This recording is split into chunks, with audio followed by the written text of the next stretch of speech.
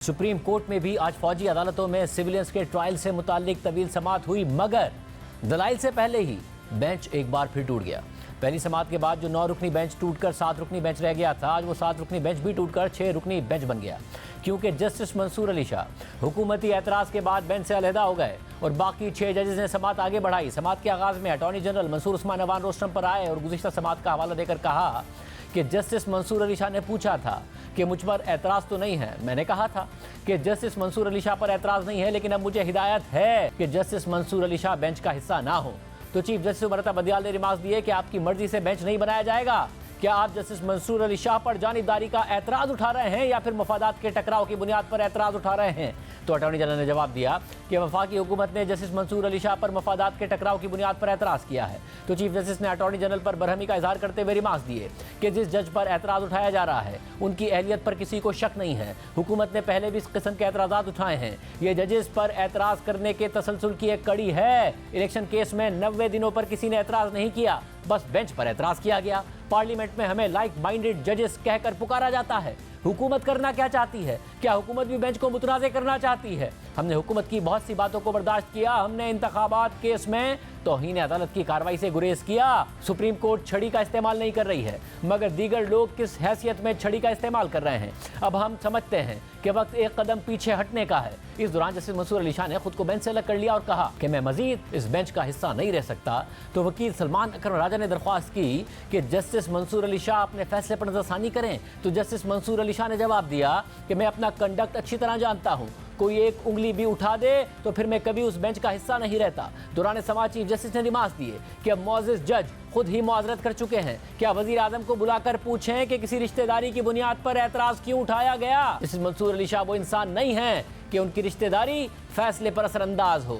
साबिक chief justice Jawad Khwaja एक दरवेश इंसान है। क्या जस्टिस मंसूर अली शाह जस्टिस जवाद ख्वाजा को फायदा देंगे? चीफ जस्टिस ने रिमार्क्स दिए कि सुप्रीम कोर्ट को दागदार ना करें, तज़हीक मत करें। हुकूमत क्या पैगाम देना चाहती है? इसके बाद चीफ जस्टिस ने कहा कि हम भी उठ रहे हैं, आपस में मुशावरत के बाद आगे का लाए अमल तय करेंगे। इसके बाद तमाम जजेस कमरा अदालत से उठकर चले गए। अहम बात यह है कि इस केस की पहले ही समाअत में जैसे कादिर फायदी साहब जैसे सरदार तारिक मसूद को बेंच से अलग किए जाने के बाद जैसे मंसूर अली शाह ने खुद कहा था कि वो इस केस के एक दरख्वास्त गुजार साबिक चीफ जस्टिस जवाद ख्वाजा के रिश्तेदार हैं, लिहाजा किसी को एतराज़ है तो बता दें। इस पर दरख्वास्त गुजार समेत हुकूमत की तरफ से अटॉर्नी जनरल मंसूर उस्मान अवान ने भी कहा था कि उन्हें जस्टिस मंसूर अली शाह की बेंच में मौजूदगी पर कोई एतराज़ नहीं है। लेकिन आज तीसरी समाअत में ही अटॉर्नी जनरल ने उसी बुनियाद पर जस्टिस मंसूर अली शाह पर एतराज़ उठा दिया और फिर जस्टिस मंसूर अली शाह खुद ही बेंच से अलग हो गए। और अब से कुछ देर पहले आज की समाअत के जारी होने वाले तहरीरी हुक्मनामे में जस्टिस मंसूर अली शाह का नोट भी है, जिसमें उन्होंने अपनी बेंच से अलहदगी की वजूहात पर बात करते हुए ये भी बताया है कि इस मामले में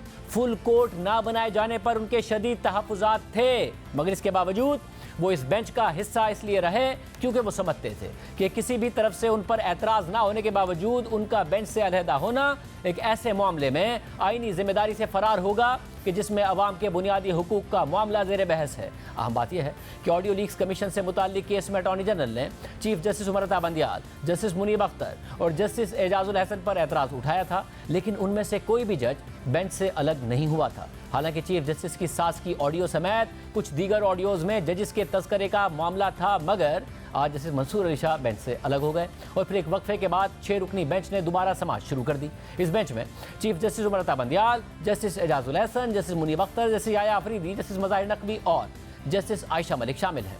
आज समाअत फिर शुरू हुई तो चेयरमैन पीटीआई के वकील हामिद खान ने कहा कि हमारी एक दरख्वास्त पर नंबर नहीं लगा, हमने फौजी अदालतों को चैलेंज किया था। तो चीफ जस्टिस ने उनसे कहा कि हामिद खान साहिब आपको बाद में सुनेंगे, जो सुबह सेटबैक हुआ है उससे रिकवर हो रहे हैं, आईनी बहस के बजाय दीगर हरबे इस्तेमाल किए जा रहे हैं। इसके बाद दरख्वास्त गुजार जुनैद रज़ाक के वकील सलमान अकरम राजा ने दलाइल का आगाज कर दिया और कहा कि मेरे मौकिल के बेटे का मामला मिलिट्री कोर्ट्स में है, ट्रायल सिर्फ आर्टिकल 175 के तहत तैनात किया गया जज कर सकता है। जैसे मुनीब अख्तर ने सवाल उठाया कि फौजी अदालतों के खिलाफ हाई कोर्ट में आईनी दरख्वास्त क्यों दायर नहीं की जा सकती, तो सलमान अकरम राजा ने जवाब दिया कि हाई कोर्ट फौजी अदालतों की हैसियत का तयन नहीं कर सकती। किसी भी अदालत में ट्रायल हो लेकिन शहरी को बुनियादी हुकूक से महरूम नहीं किया जा सकता। तो जस्टिस मुनीब अख्तर ने सवाल किया कि आपकी दलील फोरम से मुताल्लिक है या बुनियादी हुकूक के मामले पर है। चीफ जस्टिस ने इस्तफसार किया कि क्या अभी किसी का ट्रायल शुरू हुआ है, तो सलमान अकरम राजा ने जवाब दिया कि अभी किसी का ट्रायल शुरू नहीं हुआ। तो चीफ जस्टिस ने रिमार्क्स दिए कि फिर आप मफरूजे की बात कर रहे हैं कि जब ट्रायल होगा तो ये होगा वो होगा,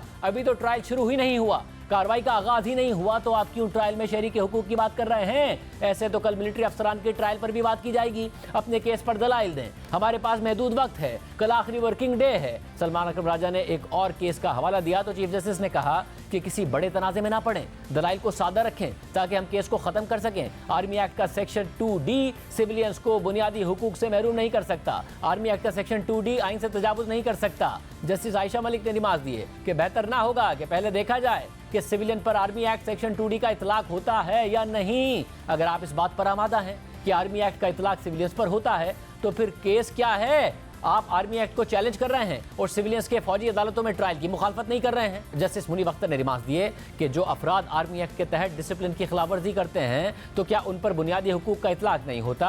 आपके दलाइल का मकसद समझना चाह रहे हैं? तो सलमान अकरम राजा ने जवाब दिया कि इल्ज़ाम की बुनियाद पर फौजी अफसरान या सिविलियन पर आर्मी एक्ट की शिक 2D का इतलाक नहीं हो सकता। इस पर चीफ जस्टिस ने निमाज दिए कि क्या आप फौजी अफसरान की नुमाइंदगी कर रहे हैं? आपका केस सिविलियंस के बुनियादी हुकूक से मुताल्लिक है। आप जो बातें कर रहे हैं ये हार्वर्ड यूनिवर्सिटी में जाकर करें। आप जिन अदालती फैसलों का हवाला दे रहे हैं वो दहशतगर्दों के मिलिट्री ट्रायल से मुताल्लिक हैं। अदालत को ये तो बताएं कि फौजी अदालतों से मुताल्लिक पुराने फैसलों में क्या खामियां हैं? क्या मिलिट्री कोर्ट्स के फैसले चैलेंज नहीं हो सकते? तो सलमान अकरम राजा ने जवाब दिया कि फैसले आर्मी चीफ या उनकी बनाई हुई कमेटी के सामने ही चैलेंज हो सकते हैं। तो चीफ जस्टिस ने उनसे कहा कि आप ये कह सकते हैं कि इन कोर्ट्स में अपील का दायरा वसी होना चाहिए। इस दौरान जस्टिस आयशा मलिक ने सवाल किया कि मिलिट्री कोर्ट अदालत है या नहीं है। तो सलमान अकरम राजा ने जवाब दिया कि मिलिट्री कोर्ट अदालत है जो सिविलियंस की जिंदगी और आज़ादी छीनने का इख्तियार रखती है। जस्टिस एजाजुल हसन ने रिमार्क दिए कि यानी आपको सिर्फ सिविलियंस के फौजी अदालत में ट्रायल पर एतराज़ है। चीफ जस्टिस ने सवाल किया कि अमरीकी कानून इन सिविलियंस के बारे में क्या कहता है जो रियासत के खिलाफ डट जाएं। तो सलमान अकरम राजा ने जवाब दिया कि अमेरिका में सिविलियंस की गैर रियासती सरगर्मियों पर भी ट्रायल सिविल अदालतों में ही होता है। जैसे मज़ाहिर नकवी ने रिमार्क दिए कि आप कह रहे हैं कि मिलिट्री कोर्ट मतवाजी निज़ाम है जिसे अदालत नहीं कह सकते। तो सलमान अकरम राजा ने जवाब दिया कि जी मैं यही कह रहा हूँ क्योंकि वहाँ सिविलियन को बुनियादी हुकूक नहीं मिलते। आर्मी एक्ट के तहत मिलिट्री कोर्ट्स में डिसिप्लिन की खिलाफ वर्जी पर ट्रायल होता है, लेकिन सिविलियन का मिलिट्री कोर्ट में ट्रायल डिसिप्लिन की खिलाफ वर्जी का मामला नहीं है। सिविलियंस की दो इकसाम हैं, एक वो सिविलियन हैं जो आर्म फोर्सेस को कोई सर्विसेज फराहम करते हैं। फोर्सेस को सर्विसेज फराहम करने वाले सिविलियंस मिलिट्री डिसिप्लिन के पाबंद हैं।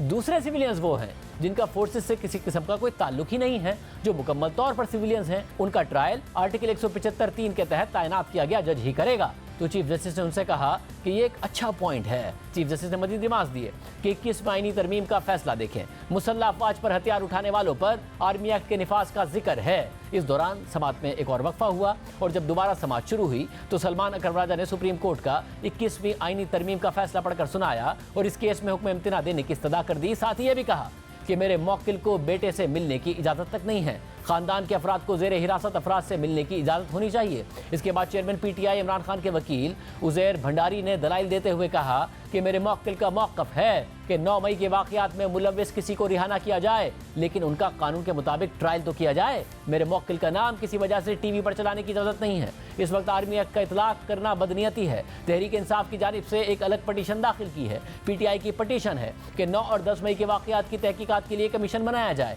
कानून के मुताबिक ओपन और पब्लिक ट्रायल किया जाए। इस दौरान चीफ जस्टिस ने रिमार्क दिए कि सियासी मकासद और ख्वाहिशात हमारे सामने बयान ना करें। इस मौके पर चीफ जस्टिस ने अटॉर्नी जनरल मसूर उस्मान अवान को रोस्टर पर बुला लिया और उनसे मुकालमा किया कि अटॉर्नी जनरल साहब हमें कुछ यकीन दहानियाँ चाहिए। मिलिट्री ट्रायल्स का क्या बना, क्या कोई पेशरफ्त हुई है? तो अटॉर्नी जनरल ने जवाब दिया कि अभी तहकीकात चल रही हैं, मुमकिन है तहकीकात के दौरान 102 अफराद में से बहुत सौ को छोड़ दिया जाए। जिसे मज़ाहिर नकवी ने कहा कि अटॉर्नी जनरल साहिब पिक एंड चूज़ के पीछे क्या वजूहात कार फरमा हैं? तो अटॉर्नी जनरल ने बताया कि जिन अफराद ने ममनुआ मकामात पर हमला नहीं किया उनको छोड़ दिया जाएगा। जिससे आयशा मलिक ने कहा कि आप ये बयान अपने मौक्किल की हिदायत पर दे रहे हैं या ज़ाती तौर पर दे रहे हैं? तो अटॉर्नी जनरल ने जवाब दिया कि मैं अदालत में कोई भी बात हिदायत के बगैर नहीं करता। चीफ जस्टिस ने रिमार्क दिए कि उम्मीद करता हूं कि इस केस की समाअत के दौरान किसी का मिलिट्री ट्रायल नहीं किया जाएगा। जो अफराद गिरफ्तार किए गए उनकी मुकम्मल तफसीलात फराहम करें। जैसे मज़ाहिर नकवी ने रिमार्क दिए कि कहा जा रहा है कि कुछ अफराद मुकम्मल तौर पर गायब हैं, उनका कुछ अता पता नहीं है। तो अटॉर्नी जनरल ने कहा कि अगर मुझे नाम बता देंगे तो पता करा लेंगे कि कौन कहाँ है। चीफ जस्टिस ने हुक्म दिया